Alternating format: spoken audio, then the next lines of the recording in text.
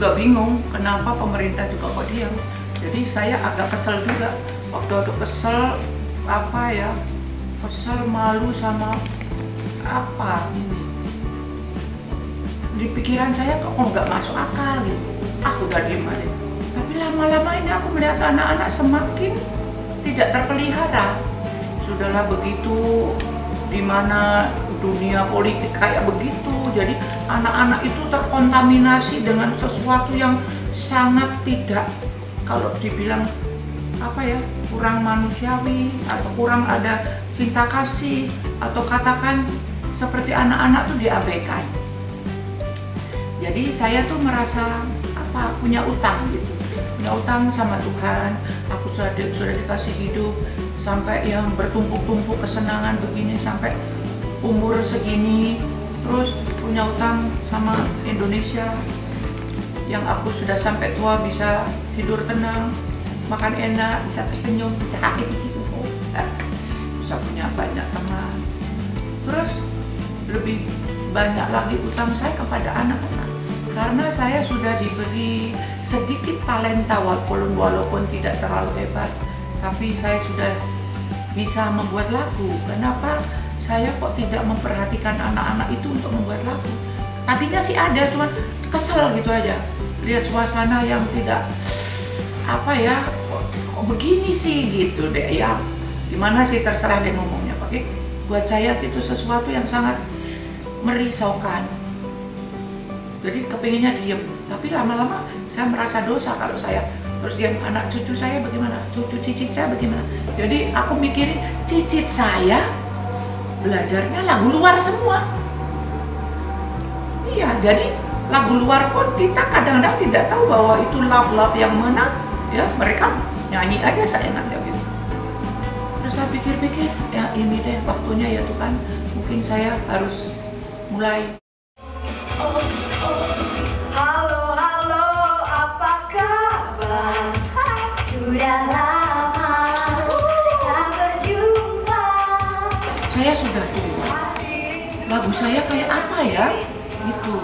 Nah sekarang sudah, kemarin saya coba, walaupun artinya belum sempurna ya, tapi selama itu anak-anak yang memang boleh dikatakan belum populer gitu ya, mungkin pernah tampil di sekolah tapi belum oleh masyarakat ramai dulu. Nah itu kemarin saya tampilkan di Indonesia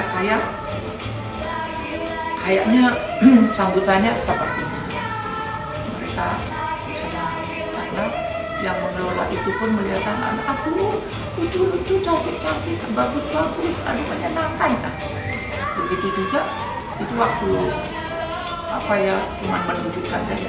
Begitu benar-benar tampil performance itu, nah penonton saya dengar juga antusias, saya lihat mereka itu gembira. Terutama saya lihat cucu saya, cicit saya tuh bisa, mama bisa begitu. Iya, pertama lihat, jadi dia bisa ekspresinya tuh jadi kagum gitu. Terus waktu dia nonton, dia ikutin tempo musik, sama nonton dan begini, sama lihat anak-anak ini. Dan saya tuh bergerak, jadi dia ikut.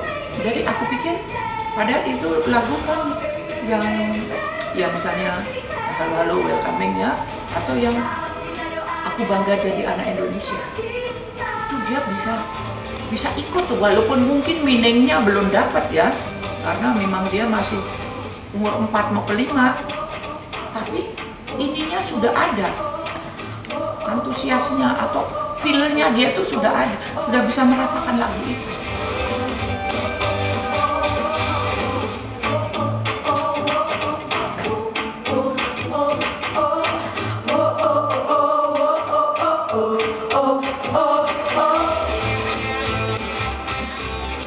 Kalau sekarang saya mau dijual, mau laku mau tidak, dapat saya tetap harus menampilkan itu, karena aku rasa anak-anak Indonesia sudah kelaparan, sudah kehausan untuk dia bisa menyanyi lagu yang memang di umur dia. Jadi bukan cinta-cintaan yang blue ya, tapi cinta-cinta antara persahabatan, cinta sesama, cinta orang tua, cinta guru. Jadi di situ saya gambarkan ya. Lagunya sih saya belum bisa sebutkan sekarang karena masih dalam taraf rekaman. Nggak enak nanti kebocoran. Yang sudah pasti ya itu ya yang aku bangga jadi anak Indonesia. Nah itu tak bikin dangdut. Kenapa? Karena aku kepingin lagu itu dinikmati seluruh pelosok tanah. Masyarakat di sana itu mostly senang dangdut, tapi dangdutnya yang kayak apa dan gerakannya yang kayak apa dan bajunya ya. Karena dangdut itu sebetulnya bagus. Aku senang sekali membangunkan. Cuman kadang-kadang ya maaf mungkin itu untuk kepentingan performance atau untuk kepentingan nama, popularitas, sampai kadang-kadang penampilan itu agak kelebihan. Di bajunya lah, di gerakannya lah, ya. Malah kadang-kadang lebih-lebih lagi di kata-katanya. Liriknya itu kadang-kadang suka makling gitu, kaget gitu. Apalagi kalau sampai didengar anak-anak kecil. Jadi anak-anak kecil itu saringannya belum ada. Maka sekarang saya kasih demper ini supaya nggak langsung tak demperin lagu-lagu saya. Itu kemarin itu sudah saya bikinkan ya hampir kayak rock dangdut, tapi lagunya nasionalis. Aku bangga jadi anak Indonesia. Aku bangga tanpa rata. Tapi jadi itu tuh membikin anak-anak pun yang menyanyi tuh tadinya kan musiknya biasa. Enak yang ini, wah udah jadi mereka lebih bisa mengekspresikannya lebih mantap. Pokoknya di situ genre musiknya macam-macam karena saya kepingin supaya yang masuk ini tidak membosankan tapi ada ini. Tadi ada apa rame-rame? Gini Eyang, mereka berdua ini dari tadi ngomongnya barengan terus. Oh, barengan. Kenapa? Bener Eyang, dari tadi nggak berhenti. Bisa gitu sih Eyang? Dari tadi berhenti. Kenapa? Bener Eyang. Karena orang zaman dulu itu menganggap itu tuh ada double function gitu loh. Artinya ada yang ada memang yang betul-betul melaksanakan itu, tapi mostly kebanyakan ya mereka itu terus ada ya yang lainnya gitu ya. Jadi bapak itu takut kalau sampai anaknya dulu tuh penyanyi tuh dianggap rendah, tapi saya nekat, saya mau pertunjukkan pada bapak bahwa saya hanya ingin menyanyi, saya hanya ingin menikmati karunia yang Tuhan kasih pada saya, melaksanakan dan mau menerima itu dengan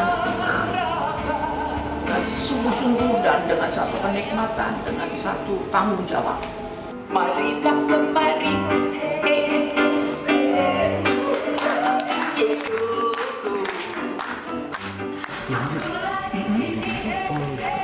Oh itu teman sahabat, ya masih sahabat ya sahabat ya terus. Dia yang waktu itu aku ngomong, aku kan nggak boleh nyanyi nih sama bapakku. Gimana ya? Pakai samaran aja lagunya, nama samaran siapa ya? Aku kalau di rumah dipanggil Titi, bapakku Posko Wijo. Udah Titi Posko, nggak enak kalau Posko, tak bikin A aja gitu. Posko itu terlalu Jawa jadi Titi Puspa. Akhirnya ketahuannya apa? Mau ke Jakarta mesti minta izin orang tua. Ya itu 54, jadi di situ saya di atas panggung karena mendengar tepuk tangan seperti itu, saya tertueng. Oh Gusti, Tuhan, jadi saya di sini hidup saya gitu. Semakin terbelah dadaku, dada semangat. Baru tahun 59 aku ikut Jakarta, ikut Bintang Radio Jakarta, tidak menang lagi. Lucu kalau tidak menangnya saya tuh lucu. Seleksi semifinal, wah paling hebat begitu si final. Seleksi semifinal, wah ini kuda hitam dari Semarang sampai final. Sudah, nggak tahunya nggak perlu jadi nomor 1. Yang penting kejujuran. Kalau kita jujur, Tuhan kasih jalan. Tapi kalau tidak jujur, ya tidak semuanya yang menang tidak jujur, tapi ada yang suka nakal. Tapi buat saya sudah, ya silakan, itu way of life-nya dia. Kalau saya apa adanya. Ya, aku sudah penyanyi honorer Jakarta. Ya, jadi kedengaran sama Bung Karno, panggil Titi Puspa. Wah, aku baru mau latihan di situ. Pakai rok, mesti pakai kain. Ulang dulu pakai kain. Diantar sama ibu dari Jakarta, pakai kain srek. Sampai di sana ada Bung Karno. Mau melihat aja takut. Padahal dari jauh, dari dalam, wah, aku mau lihat itu. Bung Karno tuh cakep, gagah, pokoknya pengagum abis. Itu ada di situ. Begitu ditanyain, aku begini, kamu itu kok ije, kamu pinter nyanyi, segede Pak.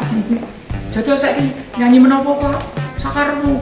Ini berani lihat. Nyanyi, oh suaramu memang bagus. Oke, mulai sekarang, mulai hari ini, Titi Puspa jadi penyanyi istana ya. Aku lemora, menopo Pak, nyanyi di istana, siapa jadi penyanyi? Ije Pak, wow, udah jadi. Taneng, gitu kalau film ada yang background musiknya, canarang, wah, rasanya ada di awang-awang.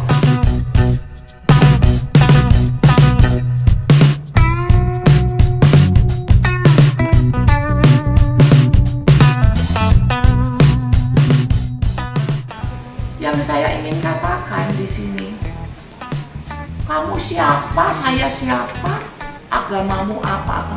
Kalau kita berdoa dengan baik untuk satu kebaikan, Tuhan pasti dengar.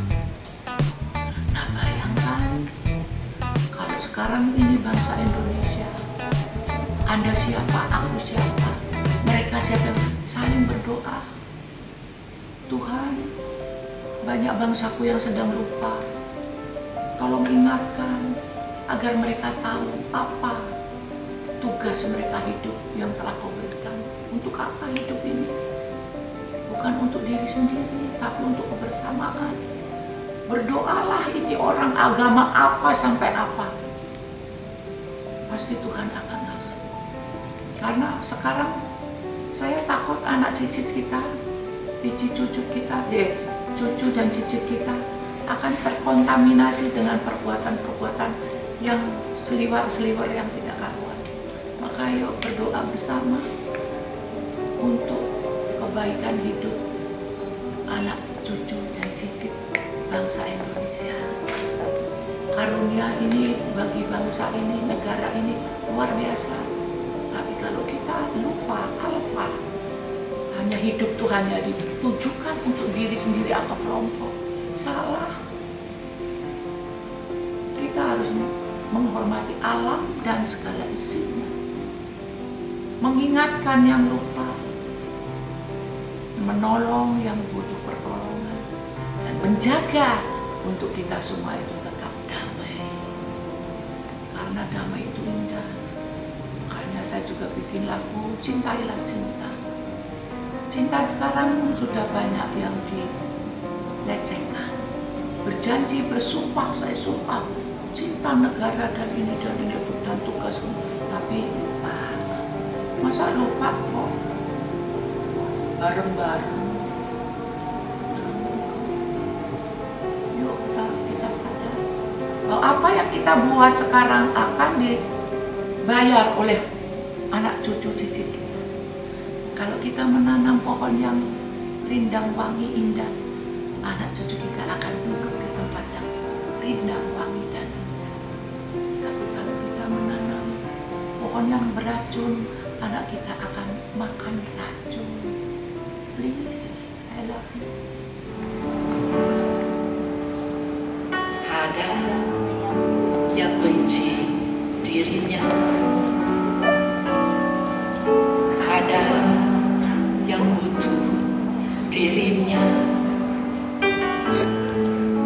ada yang berlutut menyintainya, yang kejam menyiksa dirinya. Ini hidup wanita singguh malam, bekerja bertaruh seluruh jiwa raga. Bibir senyum karena halus merayu memanja kepada setiap mereka yang datang.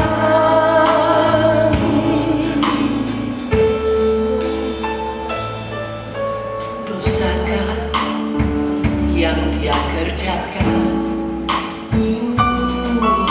Sucikah mereka yang datang?